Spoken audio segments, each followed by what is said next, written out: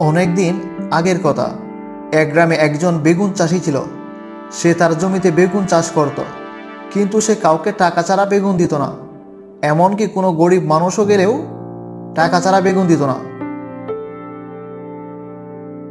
এই যে জমিদার মশাই, খুব তো আরাম করে ঘুমাচ্ছেন। এভাবে ঘুমালে জমিদারি বেশি দিন থাকবে না।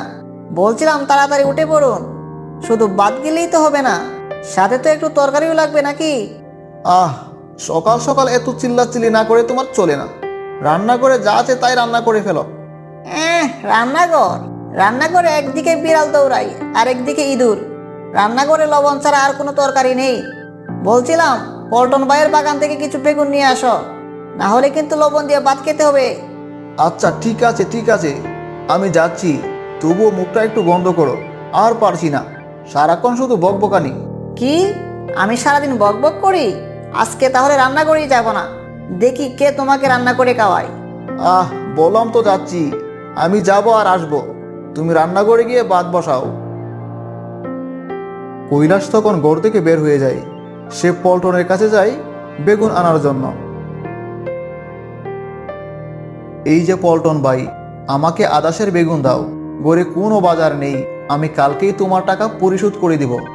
না ভাই, আমি বাকিতে বেগুন দিতে পারবো না। বাজারে বেগুনের অনেক দাম, আমি কাউকে বাকিতে বেগুন দিতে পারবো না। পল্টন ভাই, আমি কালকেই তোমার টাকা দিয়ে দিব। তুমি বেগুন না দিলে তো আজকে আমার রান্না হবে না। আর যাই হোক, আগে টাকা নিয়ে এসো, পরে বেগুন দিব। না হয় এবার তুমি এখান থেকে যাও বাবু। কৈলাস তখন বেগুন না পেয়ে বাড়িতে রওনা হয়। তার খুব মন খারাপ হয়ে যায়। সে তখন একটি গাছের নিচে বসে থাকে।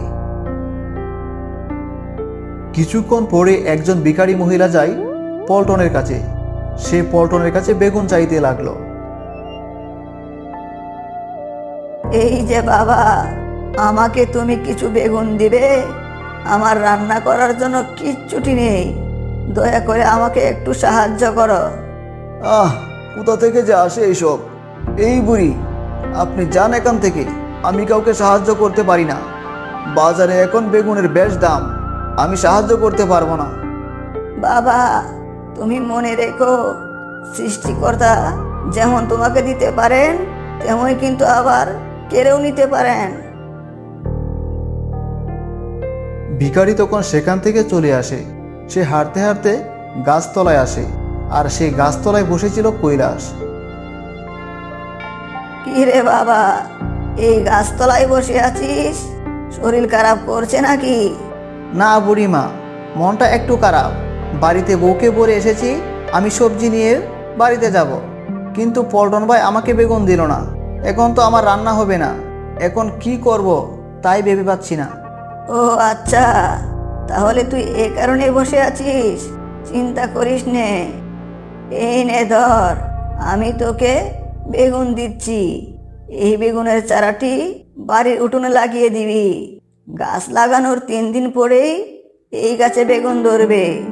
আর শোন, যদি কেউ বেগুন নিতে আসে তাকে সাহায্য করিস, তাহলে সারা বছর বেগুন হবে। ঠিক আছে বুড়িমা, আমি আপনার কথা মতোই কাজ করব। আর আপনি কিন্তু আমার বাড়িতে আসবেন। আমি আপনাকে বেগুন আর ইলিশ ভাজা দিয়ে ভাত খাওয়াবো। ঠিক আছে, দেখবি আমি একদিন ঠিক মতো তোর বাড়িতে এসে পৌঁছাবো। কৈলাস তখন বেগুনের চারা নিয়ে বাড়িতে চলে আসে। সে তার বাড়ির উঠোনে বেগুনের চারাটি লাগিয়ে দেয়। শোনো বউ, এটা একটা বেগুনের চারা, কিন্তু এটার একটা বিশেষ গুণ আছে। কি বলো এসব?